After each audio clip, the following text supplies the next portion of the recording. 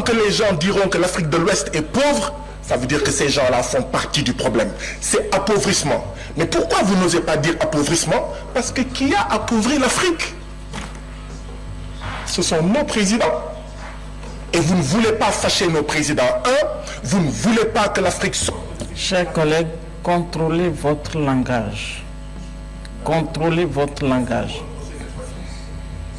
Pendant une rencontre citoyenne organisée par la Dynamique pour la majorité du peuple, un groupe du parti d'opposition au Togo, le député sénégalais Guy Marius Sagna, qui était invité cet après-midi, a été violemment attaqué par des inconnus et est maintenant hospitalisé dans une clinique. Je pense que vous avez tous vu ces images tournées sur les réseaux sociaux. Alors, la question que je me pose, c'est comment cela a pu se produire devant les forces de l'ordre sans que ces malfaiteurs soient appréhendés.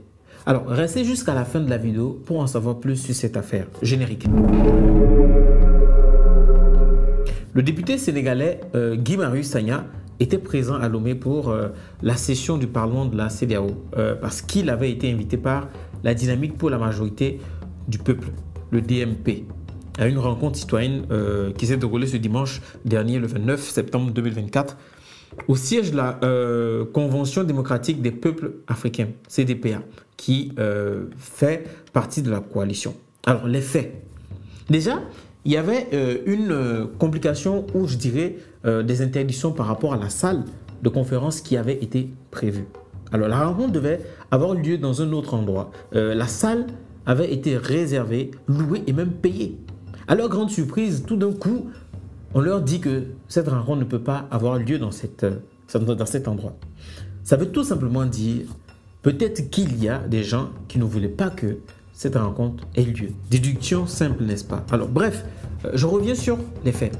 Alors, tout se passait bien de ce qui était rapporté et le député sénégalais très applaudi prenait la parole pour remercier le peuple togolais de son soutien et féliciter les organisateurs. Et tout d'un coup, des individus ont surgi du public et ont commencé à jeter des chaises vers la table d'honneur. Et c'est à ce moment-là que le député sénégalais a été violemment frappé, ainsi que des opposants togolais présents à ses côtés. Et en plus, selon les témoignages, donc de plusieurs sources de témoignages, plusieurs voitures des participants ont même été vandalisées. Et le Sénégalais Guy Marius Sagna, le visage en sang, aurait été transporté à la clinique la plus proche du siège et d'autres membres, comme la députée Targon et Madame Brigitte Kafoui Adjamagbo Johnson, auraient également été blessés. Et ce jour-là, il y avait des témoins, bien évidemment. Donc, des témoins disent qu'au moment des faits, une voiture de la police togolaise passait dans le coin juste à côté du siège et ils n'ont rien fait. Et ça, franchement, c'est quelque chose de surprenant et quelque chose de très, très grave qui se passe en ce moment au Togo.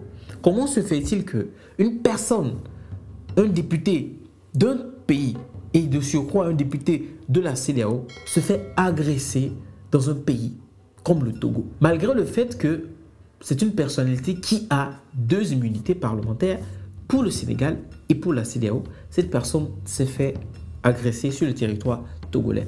Des personnes qui n'ont pas eu peur parce qu'ils l'ont fait à visage découvert et ils sont partis sans être inquiétés de quoi que ce soit. Comment cela peut-il arriver dans un pays comme le Togo, un pays qui se dit un pays de droit, et que cela arrive? Ça peut créer un incident diplomatique, bien évidemment. Donc du coup, on s'attend forcément à la réaction des autorités sénégalaises.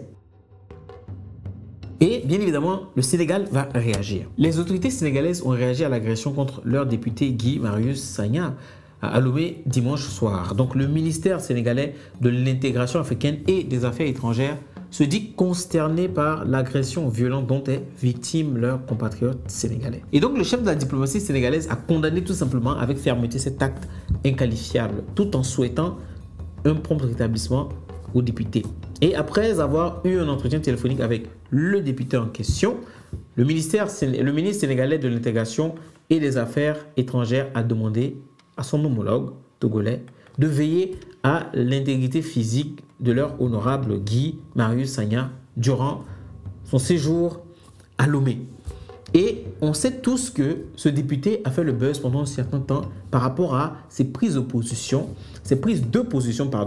à la CEDEAO. On a eu beaucoup de vidéos qui sont sorties où il était cash et franc par rapport à la situation que traverse l'Afrique aujourd'hui. Notamment, il a critiqué les dirigeants de la sous-région, les dirigeants de dictateurs, des dirigeants qui ne font rien, des dirigeants qui sont des marionnettes. Il a traité tous ces dirigeants de tous les noms. On va se dire la vérité. Est-ce que ce qu'il dit est vrai ou faux? Honnêtement, qu'on se dise la vérité, il a juste dit des choses que beaucoup de gens pensent pas qu'il a eu le courage de dire. Cette personne, je ferai une vidéo pour vraiment cerner cette personnalité. Mais c'est très intéressant, ça a été très intéressant tout ce qu'il a eu à dire. Et il y a même eu une altercation au niveau du Parlement de la CEDEAO avec une dame qui n'était pas d'accord du fait que Marius, pour elle, manquait de respect à des présidents. Et beaucoup de gens se sont posé la question, mais comment cette dame-là s'emporte à ce point? Bref, ce n'est pas le cas de la vidéo. Le cas de cette vidéo aujourd'hui, c'est ce qui s'est passé au Togo avec un député, un étranger. Ça, c'est un incident purement, simplement diplomatique. Donc, au moins, le Togo, le gouvernement doit tout faire pour tirer cette affaire au clair. Parce que comment se fait-il que des gens qui ne sont même pas cagoulés, qui n'ont pas eu peur de rien, on ne sait pas sur quoi ces personnes-là comptent pour pouvoir agresser une personne de ce rang-là? Expliquez-moi. Il doit y avoir quelque chose qui cloche. Et qu'il y avait même la police qui passait à côté, mais qui a vu tout ce qui se passait et qui n'a rien voulu. Déjà, de base, au départ, c'est-à-dire que cette conférence dérangeait forcément certaines personnes. C'est pour ça que l'endroit où il devait faire cette conférence a été tout simplement refusé, malgré que toutes les conditions ont été réunies, payées, louées, tout était fait pour cette conférence. Mais je pense que quelque chose dérangeait fortement certaines personnes dans ce pays-là. Reste à savoir quoi. En tant que Togolais, nous voulons comprendre. Parce que jamais ce genre de choses se passe au Togo. Mais pourquoi ça se passe aujourd'hui? On est en 2024. Qu'est-ce qui ne va pas? Qu'on nous donne des réponses. On veut savoir. Vraiment. Parce que si déjà une personne avec 2 immunités à son titre n'est pas en sécurité dans ce pays, alors qui est-ce qui est en sécurité? Aujourd'hui, on entend beaucoup de choses sur le Togo. Notamment cette affaire avec cette fillette. Vous savez très bien que ce machin, j'en ai beaucoup parlé. Parce que je sais que beaucoup de Togolais veulent avoir l'esprit tranquille, veulent avoir le cœur libre, veulent vraiment se sentir en sécurité dans ce pays. Mais avec ces genres de choses, comment est-ce qu'on peut se sentir en sécurité au Togo? Nous demandons tout simplement à nos gouvernements et aux personnes qui ont ces responsabilités de vraiment faire le nécessaire.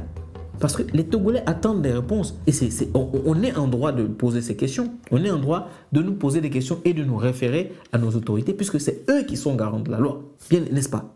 Alors, dites-moi ce que vous pensez. Et si vous avez des idées ou si vous avez d'autres informations par rapport à ce qui s'est passé au Togo, n'hésitez pas à réagir en commentaire et à nous donner plus d'éléments sur cette affaire. Moi, je vous dis à la prochaine pour une nouvelle vidéo. Salut!